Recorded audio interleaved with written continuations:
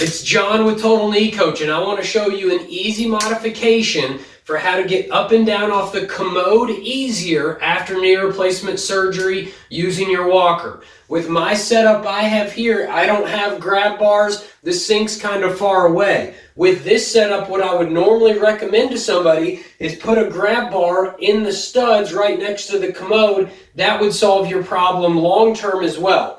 But short of that, if you come up and you need to get up and down off the commode after surgery, take your walker, ride the walker all the way back to the tank, holding on with both hands, turn one hand at a time, and then if you watch, without putting a lot of pressure on my left knee, I can move my hands down the walker and help control myself down without a grab bar or needing to reach out to the side to the sink. When it's time to get back up, I can do the same thing. I can push off my arms until I can get my foot back underneath of me.